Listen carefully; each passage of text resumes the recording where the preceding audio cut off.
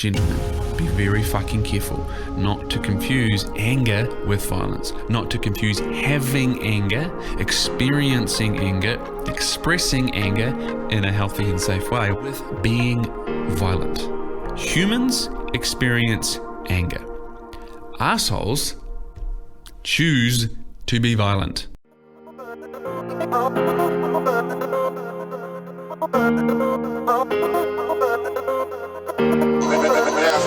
You're listening to the Everyday Legends podcast, the show that is dedicated to helping everyday men build legendary relationships with yourself, your partner, and your world.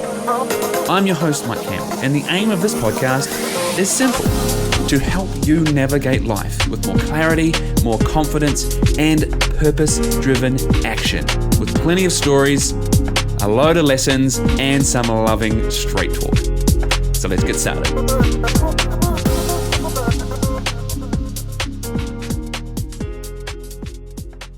Hello and welcome to another episode of the Everyday Legends podcast. I am your host, Mike Campbell, and today I'm going to bring you a solo episode, and we're going to talk about something that, do we struggle to understand, to deal with, to even start to approach addressing as men, as humans by and large, but as men, and that is anger. Anger. You know, it's really easy to sit there and say, well, I don't have anger. I don't experience anger. Or maybe something at the other end of the spectrum. Yeah, I have anger issues. I am an angry man. We're going to explore all that, because even those there are going to be wildly inaccurate. I can tell you that already without knowing anything about you. And so the thing about anger, or one of the things about anger, I suppose, is that it is often unprocessed. Will make sense of that. It's often misused, misdirected, weaponized, or shoved down and ignored, or simply denied. And none of these is an effective way to approach and deal with and navigate anger. Part of dealing with your anger is getting your shit together. And that's something that I think we're going to explore here. But as a reminder to those listening along, I have a punchy and powerful 3-week course, Get Your Shit Together 101. It will help you understand the triggers perhaps behind your anger, but also understand why you keep not doing the things you want to do, why you keep getting tripped up by the things you do in life, could be anger, could be something else, and how to actually step into your potential. If that feels like that could be relevant for you, like it's time to actually find some answers, some support on how to move off spinning the wheel and towards what is possible for you, then make sure you check out my website and explore Get Your Shit Together 101 so you can step into coaching environment with me, all from the safety of your own home. Now, back to the topic of anger that certainly comes under the topic of getting your shit together. Today, we're going to explore what to do with it, maybe how to change the story you have around it, or maybe plenty of the stories that you might have around it. And so to support you in that to start with, I'm going to share a little bit of a story of my own about one day, one simple day, and when I had some anger and what I did with it. And I want to be clear, this is one story from one example. I have countless of these examples of my own, but I'm going to give you a story to show kind of what happened and then like what played out and what I chose. So essentially where it starts is this. I found myself after an interaction with my wife feeling heat. I could feel the frustration and irritation. And with that, when I tuned into it, I could feel anger, almost rage, start to rise within me. Now, as men, we often have learned so well to tune out to those things. And we just become so reactive in our life that we just react at things. You know, we're trying to get the lid on a bottle and we can't get it there, and we just fucking get the fuck on there. We react to something. And we become very lazy, very ineffective, and very, I think, irresponsible with our energy and with the emotion that is with our energy. And that speaks, I think quite broadly, but also very much when it comes to anger. We miss, often there's a really simple, sometimes subtle, sometimes really fucking not subtle at all. Tap on the shoulder, right? Or so to speak, but really a feeling that comes into us in the form of irritation. I think irritation is a beautiful guide. Something needs addressing here. Hey, dude, there's something to explore. If I'm irritated at the bottle that I can't get on, the lid that I can't get on the bottle, it's not the fucking bottle, right? If I'm irritated at that third person that cut me off in traffic, it's actually not about that so much. Potentially, it's about something deeper. Maybe I'm pissed off because I got out the door late and now everything seems to be slowing me down. Why did I get out the door late? Right.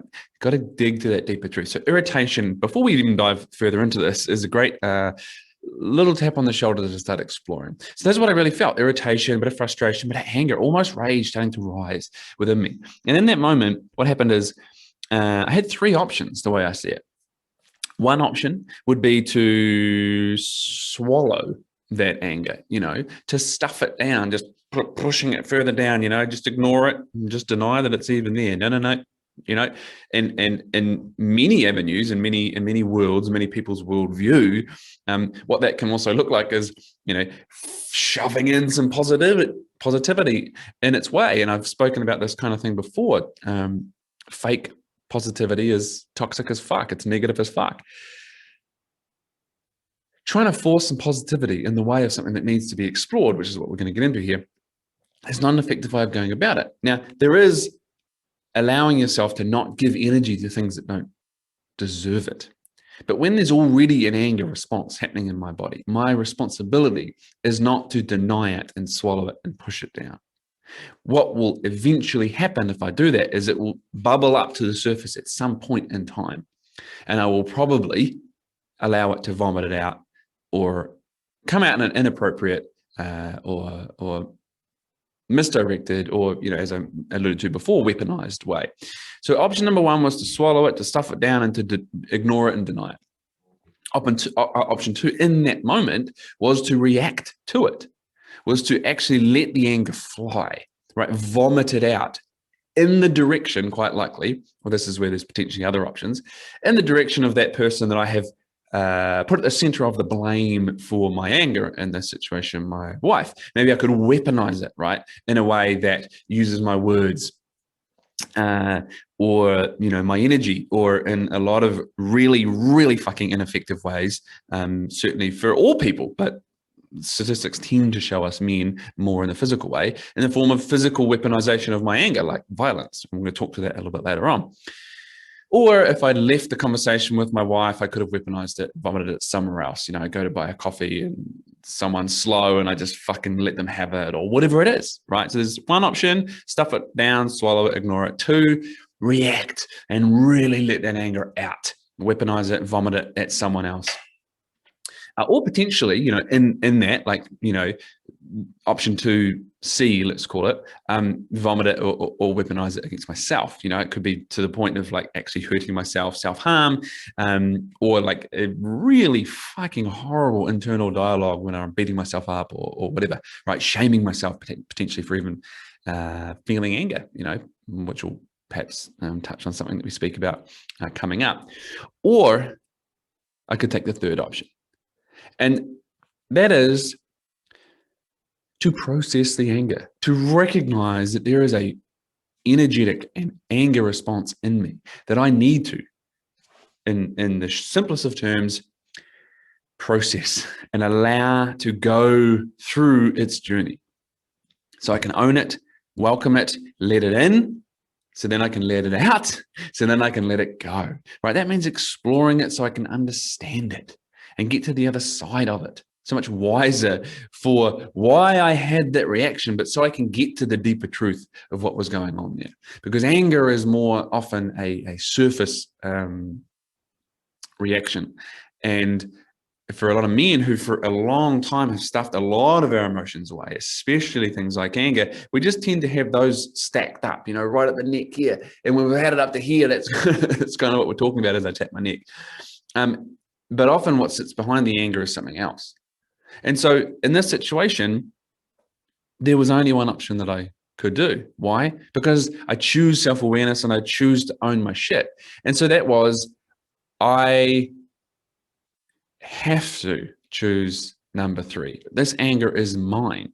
The trigger might be attributed to someone or something else, right? In this situation, my wife, but the anger itself is mine. And so 1, that means option 2, reacting it and vomiting it at someone else, is wildly irresponsible. But also, it's mine doesn't mean, okay, well then I can swallow it and I can ignore it. No, it's mine means I need to own it. So I chose option 3. So what happened was this. I put on my runners. I grabbed my rugby ball, for those in North America, I grabbed my football and I went down to the park, because the park not too far away. And once I, got this old body and these legs warmed up a little bit, for the next 30 or 40 minutes, I proceeded to kick the living crap out of this rugby ball. And again, if you're from North America, the punter is, combine the punter and the field goal kicker and the quarterback, and you kind of get the role that I played in rugby. And man, I kicked the ball a lot. And this was a beautiful avenue for me to essentially attempt to kick, the pigskin, right? Kick the casing off this ball. And I did. I booted the ball, and then I ran after it, and I booted it, and I ran, and I booted it. And every time I booted it, those weren't necessarily the most amazing, kicks in isolation, because if you're actually playing a game, you don't want to kick a ball with that much anger. You want to use timing and grace, but that wasn't the point here. The point was for me to express some shit, some energy that I needed to get out. And I did that to a point where I felt physically exhausted, not because I was tearing and running around the park so much. I was running around, but I wasn't tearing around and using all my energy in that way. I was applying that energy from the anger to kicking the shit out of this ball. And once I felt that energy start to dissipate, I sat and I felt what was there. And when I brought my attention to the incident at which the anger had initiated in me in conversation with my wife, I took a breath, and I felt, one, to make the point, I've used the word plenty of times, energy. So I had felt that energy start to leave my body, right? And what came next was these other emotions and thoughts. There was this unfairness in what had gone on. There was this feeling of disrespect, like I hadn't been respected. And by the way, that's what led to the irritation, the frustration, and so on. But in that, there was also a bit of sadness and, potentially many more things, right? But I'm speaking to a few of the more heightened things. Those are things that I could only get to out the other side of expressing the energy from the anger. And so I sat there and I reflected for a bit more. I felt, right? Because this is the point. An emotion is a feeling. So I have to feel what's in my body. The thing that a lot of men struggle with when we've, through many avenues, have a stunted emotional literacy, right? Via, being shamed for having emotions from a young age, and, feeling and taking on these messages that having emotions is weak and so on. If you shame something and you don't use it, it atrophies, it gets weaker and it dies. Your ability to use it decreases. It doesn't mean we can't increase it, but to access it, it can take some time. And so what we often try and do when a feeling comes up, regardless of anger or something else, is it's fucking uncomfortable and foreign. And so we try and outthink it. But you can't outthink a feeling, right? It's a feeling, not a thinking. So you got to feel the fucking thing first. So I felt the emotion, and I owned it. I let it through me. I processed it. I let it out. And then I could sit and see what was really there inside me, the feelings. And from that point, I can then start to think. That's when the clarity of thought comes to me. The way that we interacted, and you don't need this specific content in the situation with my wife. It's the context that's really important here. But the point being, in that content, there was a feeling of this isn't fair, and I felt like I was being disrespected, or there was a lack of respect. And so those things, when combined, allow me to reflect and go, that is what was going on there. And so when she did this and I did that, and she did that and she didn't do this and I said that and I didn't, what I could then get to in that moment, still sitting there in the park, was the deeper accuracy of what had gone on in me to trigger that anger response. And therefore, what I actually needed to bring to the conversation, to the relationship. When we had that conversation before, this is what happened. This is what I experienced. I can own my feelings and I can say, when you said this, it felt unfair to me. And it felt like there wasn't the respect that I would hope we could have in that situation. What that also leads to me is feeling quite sad that you don't respect me. And I know that I know logically that that's not true. But in a situation like that, it feels like, to me, my experience, see, I'm owning my emotions here, that you don't have respect for me, or that you aren't respecting me in situations like that. And that causes, I feel undermined, next extension of clarity, and all of a sudden irritation, frustration, etc. That's the conversation that I went and had afterwards. Now, what happens in that next conversation is very open, because you're also therefore dealing with someone else's shit. But I'm putting my wife and me, and therefore us, in the best situation and the best, hopefully the best environment to have the more effective conversation. Now, I had anger. That doesn't make me an angry person. Nor does it make me violent. And this is such an important distinction. And it's a distinction that I made on a social media post recently that garnered a lot of interest. One where men expressed that they wanted to see and hear a lot more of this content on anger and all the stuff around that. And so here we are. But I want to be clear, first and foremost, that doesn't make my wife a bad person. It doesn't make her wrong for what she did or didn't do. Right? This is the point. There was actually no point in me saying who was wrong or who was right here. I had an experience. My experience can't be wrong. What my responsibility to myself is to own, process, and let go of that emotion so I can see what's truly there for me, and then come to my relationship, or whatever the relationship is, right, for you, with an accuracy of what needs to be communicated from my side. Because if I can't see that, I'll be blinded by the anger and I won't be able to get to the depth of connection and conversation that we need to have.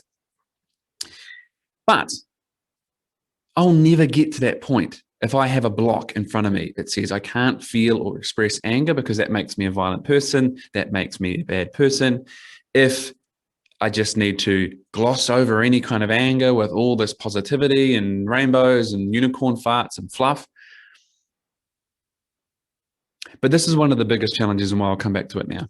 And this is what my post that I spoke to recently discussed. For a lot of men, there is a big block that having anger means you are violent. And I'll extend that, for a lot of men, that is the truth. And also nowhere near that being every man, not at all. Some men, I'll change my a lot of men, some men. Anger does equal violence. And I'm here to offer you a different point of view, and that is this. Gentlemen, be very fucking careful not to confuse anger with violence, not to confuse having anger, experiencing anger, expressing anger in a healthy and safe way, which I'll touch on, with being violent. Humans experience anger. Assholes choose to be violent. Now, I'm reading the through and speaking to the post that I made, but I want to touch on this point here, because I've just used the term assholes. Assholes choose to be violent. And asshole is a very judgmental term, and I don't say that word there with the intention of shaming said assholes who haven't yet learned how to deal with their shit to the degree that they are using anger as violence. But I'm also not going to let them away with their bullshit choices either. So I use that term, assholes choose to be violent, as a little bit of a fucking cup of cold water to the face, saying, dude, if this is you, this is a fucking choice you're making. Now, I can have compassion for the fact that you've probably never learned how to express anger. You probably did learn a very unhealthy way to express anger, which was to stuff it down or to vomit it out and weaponize it at other people.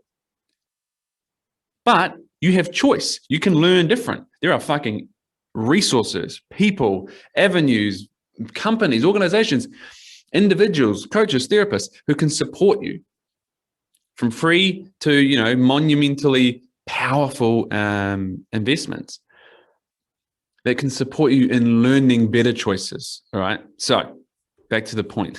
Humans experience anger. Assholes choose to be violent. To deny anger is to deny a normal part of being a human.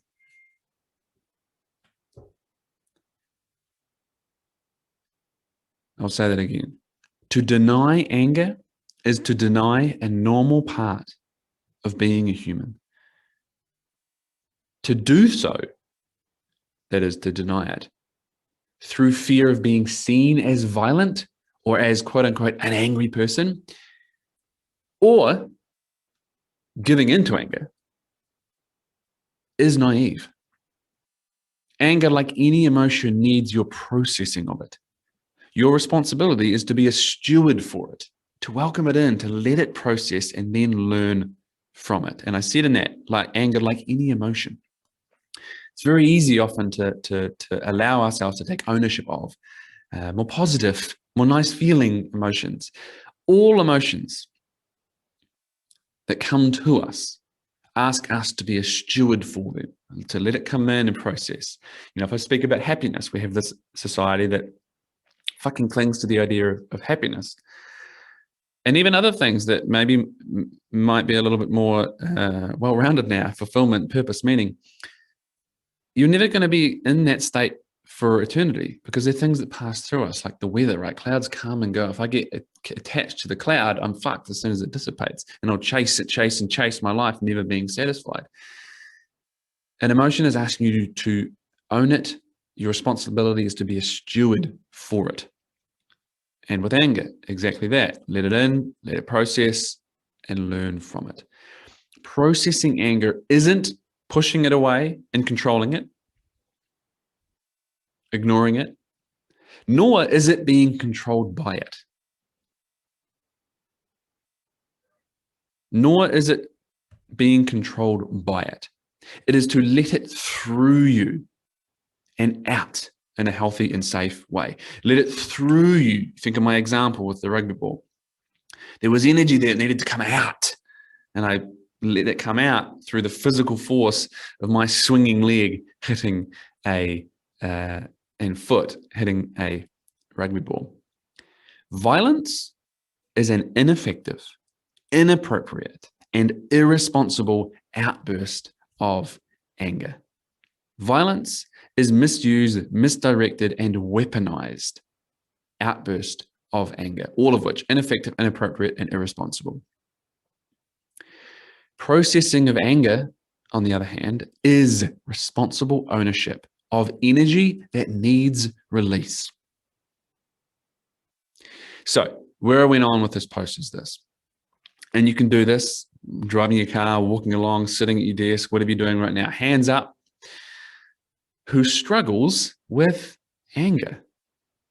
And struggles is broad, not just in the vomiting it out into the world ineffectively and inappropriately, as just discussed, but to actually let it in so you can let it out and then let it go. Now, I personally have never been a violent person. I've never been in a fight. I mean, I've kind of been in fights where I've been hit. I've never hit anyone, nor do I ever care to.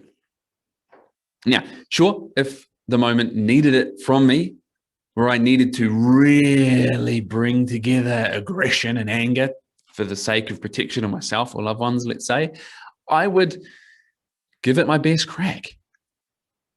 And, for me, this speaks to a line that my friend Trevor Boehm says, be dangerous, not a danger.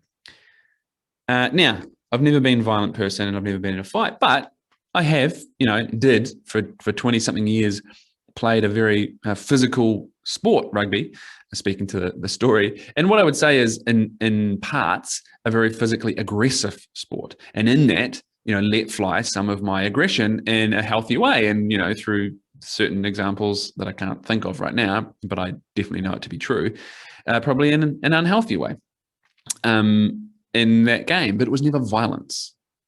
And still, I experience and have always experienced anger, but I am not angry. And a very important differentiator is this: anything I place after the words I am is something I am choosing to identify with. Anything that comes after the words I am choosing to identify with. So if I say I am angry, what I'm doing in that moment is I am taking ownership of anger, and I am identifying with anger. Taking ownership not of an anger experience, but that to the degree that I am saying, this is my identity. I am angry. No, you're not. If you've got anger, then I have anger. I experienced some anger. I felt some anger. I expressed some anger. I did some anger. A very different statement to I am angry. And so I am not angry, but I do experience anger. And of course, to the earlier example, this speaks for anything. I am happy. I am sad. I experienced happiness. I had happiness. I am experiencing sadness, whatever it may be. And so as a result, many men stumble through life in avoidance of anger or being ruled by it, one extreme to the other. Something that if we're not stumbling on, vomiting out everywhere, we're avoiding it. Sometimes we do so well for such a long time until bang, motherfucking snap, bitches, I'm angry, and an explosion goes off, an inappropriate, ill-judged, misdirected burst of anger, potentially in the wrong place. Now, any of it is wrong, but it might be in relation to a conversation you had with your wife, and then later on that day you explode with anger at someone else. It might have been a conversation or an ongoing experience or something going on with your father, and then 3 weeks down the line you snap at something. Either way, an explosion goes off, possibly followed by something like, I'm not normally like that, perhaps externally or maybe internally. But often what comes next internally is some kind of a shame situation, bit of a shame storm. And I've certainly been there because I realized that wasn't effective. But what we have to explore is the shame storm because I realized that wasn't effective? Or is it also because I did anger at all? Because anger is a need to move some energy. And the work is to move it, to own it. To own it through welcoming it, and in a safe and healthy way, letting it out so we can then let it go. And those words are very fucking important here. Letting it out in a healthy and safe way. But we often have stories that get in the way. And so a story that anger is violence. To have anger means I am violent. I mean, that's a shortcut to identifying with being violent. I am violent. Right? Or being a denier of anger externally and a wrestler of anger internally, right? Wrestling with ourselves around anger. And so I've expanded upon the post there. I'm going to speak to a few of these points. Now, anger and violence will speak to some of the messaging that we hear around anger. As men, we have often a stunted emotional vocabulary and literacy. And when you ask a lot of men who have struggled to quote unquote communicate, open up, express emotions, etc., they often have a few, maybe access to a few emotions: happiness, sadness, and anger. Tend to sit around there, maybe, right? Because maybe we don't allow ourselves to feel sadness. We're trying to avoid it. Maybe we don't allow ourselves to feel anger that much, or we do, and it explodes, like we said before. Often we don't allow ourselves to feel, great happiness, things like joy and so on, even pride. A lot of men don't allow themselves to experience pride. And so what often happens is we have these stories that come along with emotions. And one of them with anger is often that anger is bad. And one of the reasons that anger, quote unquote, is bad is because it gets misused. It gets turned into violence internally or externally. It gets turned into consistent self-denial followed by some kind of an ineffective outburst. And so one of the things that we have to explore, and this is my invitation to you, listener, is regardless of where you see yourself with anger at the moment, sit down and explore, what are the stories that I have around anger? What stories have I developed, and where have they developed from? What messages did I receive around anger growing up and still as an adult? That anger is bad, that anger is good, that anger is being violent, that to have anger is fill in the blanks for yourself. We have to break this down and see what is in the way of us experiencing a term that you might hear out there is clean anger, which would kind of speak to my story before. Because what we'll often see around anger is shame. Perhaps we have shamed ourselves for having any anger, or we've simply been shamed in the past for having anger, or there's just this deep connection. That one, anger is shameful, or two, I will feel anger as a result of continually shaming myself for anything or feeling shamed.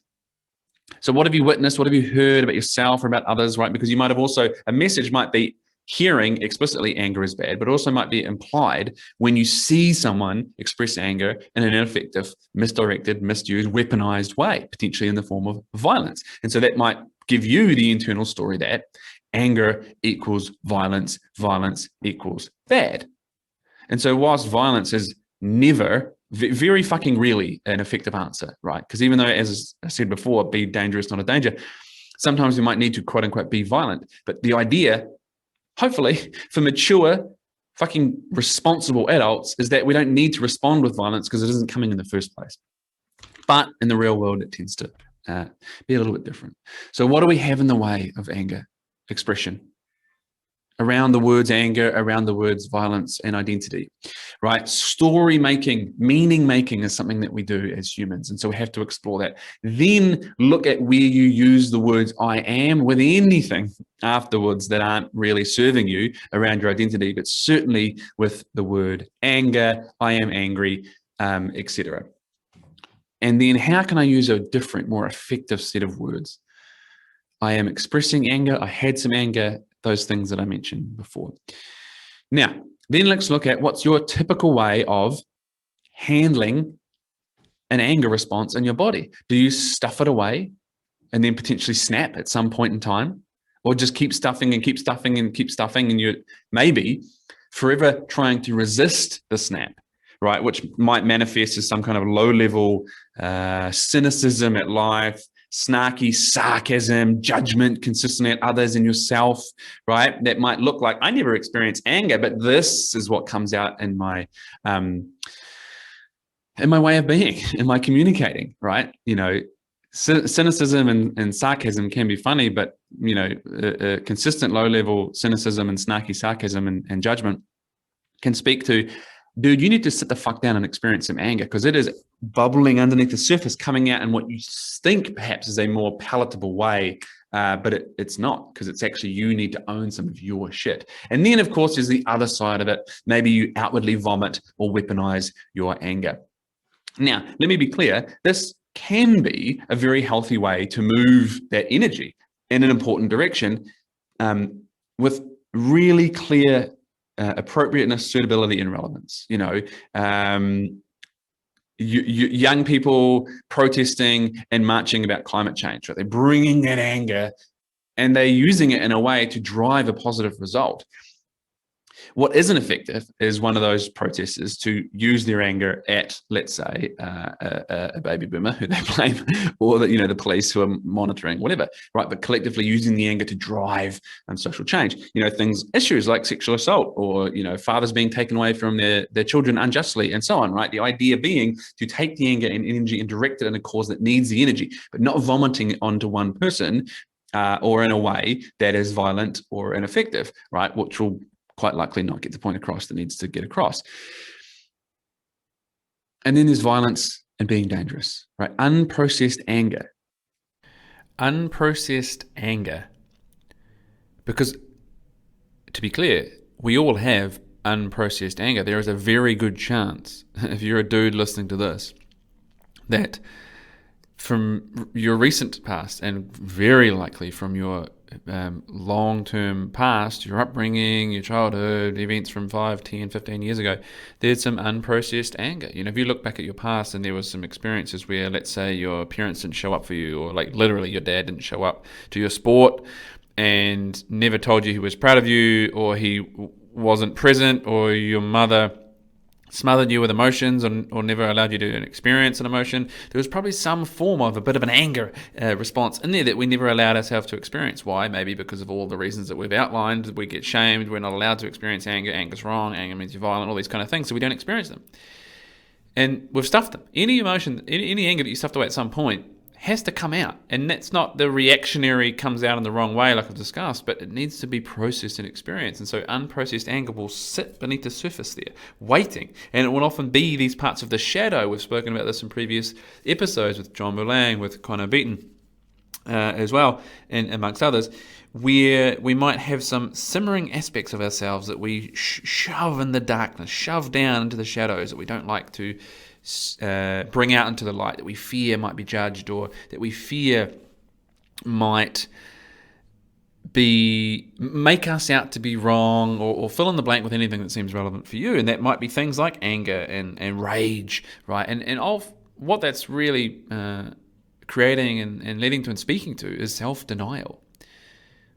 I'm denying myself a process, an experience, an emotion that I need to experience. And if I get stuffing away, there's just more sitting on top of more. That's where we might have that low-level cynicism as a manifest, but that low-level rage or anger that sits beneath the surface, where we're just ready. If something stimulates us or facilitates a trigger in us, we're ready to lay down. And it's not about the thing that we might be pouring it out onto, vomiting or weaponizing it onto, but it's about some other shit in the past. To fully own our anger, it means exploring some of that stuff, where I might hold anger. I might hold anger charge from, again, yesterday, a month ago, a year ago, a decade ago, whatever it might be. Because it then goes beyond that. When we look at unprocessed anger and the way it can then play out and show up in our lives in terms of anger, in terms of violence, in terms of ineffective reactionary vomiting and weaponizing of anger and our behaviors, feeds itself. Unprocessed anger will just feed itself. And so violence in this form and violent type behaviors will keep justifying itself in its weird safety mode, because it becomes the safe mode, the armor, right, to be behind. And so it justifies itself because it keeps me going. It's like energy. I get so much energy from it. It's the only, and if I let go of that, where do I get my energy and who am I? Because I've identified now with being angry and being violent. But that's the unhealthy and unprocessed anger. And what that's actually doing with any emotion, but we'll speak about it obviously because we're talking about anger, is I am acting in the emotion, right? If I think about it, I'm acting in the storm. The idea from the processing and expressing and the letting go of is that I get the anger, I allow it to come through me and out the other side, and then I can act from the emotion. Speaking to my example before, I didn't act in the emotion of the anger with my wife. I went and processed it, and then I could come back and act from that place, from the reflection, from what came up afterwards, and from the real accuracy of what was going on, what triggered the anger, and I could speak from that place. So something else I want to touch on really quickly, hopefully this is pretty fucking obvious from the point earlier from the post, is that humans experience anger. Assholes choose to be violent. Humans experience anger. If you're a human, you will experience anger. How much? Up to you. I don't experience that much anger because a lot of things aren't that important to me. I don't give my anger to things that don't warrant it. Where I tend to experience the most anger are the things that I really fucking care about. So my marriage, my relationship, my family, those are the things where I experience the most anger because I really fucking care about those things. And so my job is not to act in and spew the anger into those things, but to own it, experience it, et cetera, et cetera. So then I can learn and communicate in a more effective way. come to a place of love. And that's the idea, to get to the underlying trigger and the underlying truth that sits beneath the anger. Because let's be clear, having anger doesn't make you a bad person. Having anger towards someone doesn't make you a bad person, and nor does it make them wrong, by the way. Your job is to listen, to feel, to get to the accuracy of the message that is there for you. You know, the example that I said earlier with my wife, that didn't mean she was wrong in that instance. And for me, just to take that would be a victim side, you were the wrong and it made me angry, isn't me owning something, right? So we've got to be clear on this. But if I'm acting in the emotion of it, I'll never get to that clarity. And this is the thing, my story earlier was just one example of how to process and express clean anger, as I said, in a healthy and safe way. I've done it in many other ways, putting on, loud music and fucking screaming my voice, right? Because it needs that energetic release. A pretty common way that I have done in the past is, and I do love this, in a way that I get to justify all of the decorative, impractical pillows that seem to sit on the bed now have a practical purpose and an expression of anger. And that is bringing that energy and punching the fucking shit out of those pillows. And my job in that moment is to let the anger out in a healthy and safe way, to let that energy out. So when it feels like that fuse, that heat is gone, and then to sit and be and feel what comes next. And maybe it's some sadness, maybe it's some whatever it is, right? Because often the most accurate feeling and then thinking will come after that, because an emotion is sending us a message. I have to process it to get the message. It could look other things. It could be, actual boxing or hitting a bag. It could be, through some kind of MMA or sport, or like me in the park, whatever it is for you. There's many ways that this can happen. And it's a practice to catch it, to notice the irritation, the frustration, the anger, whatever it is, to choose to own it. You need to go and process, to practice that, to get to what's beneath this. Maybe journal afterwards, maybe journal later that day. This happened. I felt this. I went and did this. What came next was. Remember, if you're new at this, you've got to build your emotional literacy. Build. Patience, grace with yourself. And when we do this processing,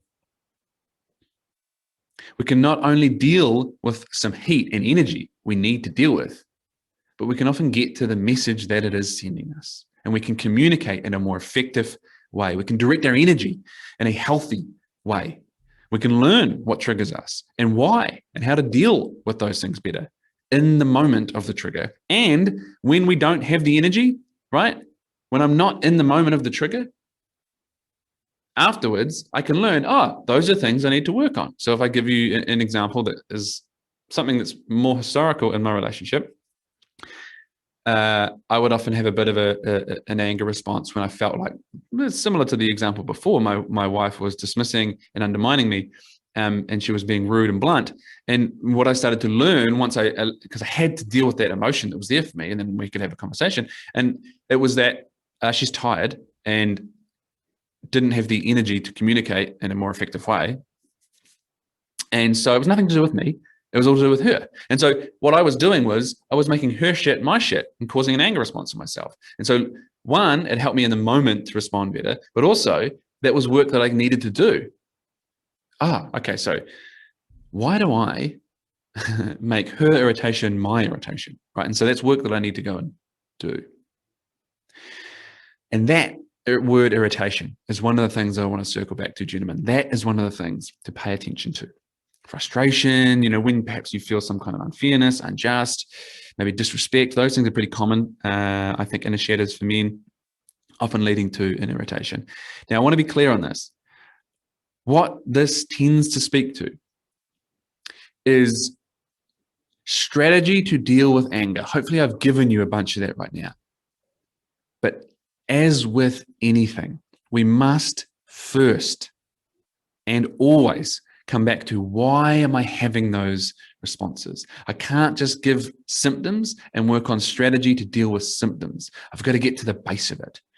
And this is the work truly to get your shit together. That's why I want to revisit my punchy and powerful 3-week course Get Your Shit Together 101, which will support you in understanding a lot of the generators for this shit in you. Not just why you sabotage, not just why you procrastinate, not just why you react in your relationship like that, but what is driving your behaviors in a way that isn't working for you, that is frustrating you and preventing you from really stepping into what is possible for you. It is just 3 weeks, because I know that you can apply yourself to something for 3 weeks, especially when you have the content, when you have the support in me and my community.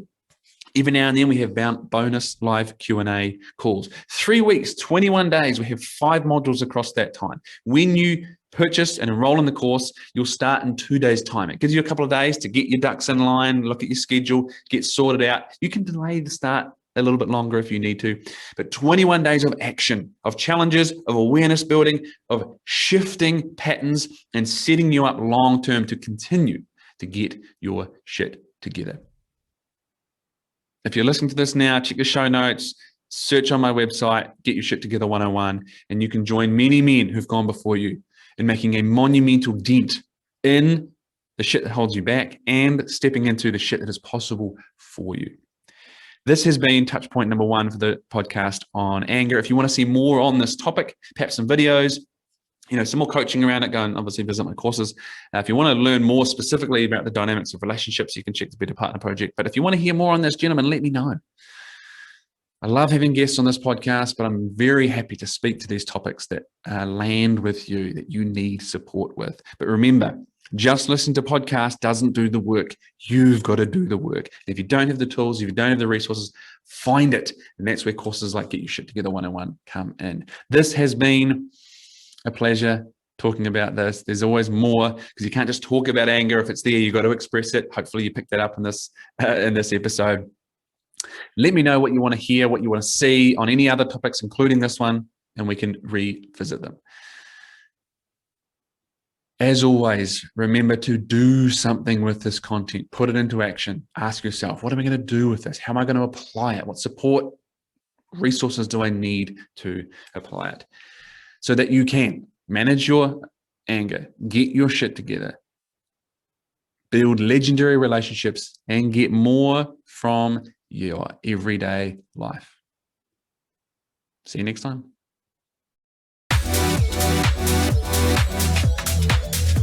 You've been listening to the Everyday Legends podcast, the show dedicated to helping everyday men build legendary relationships with yourself, with your partners, and in your world.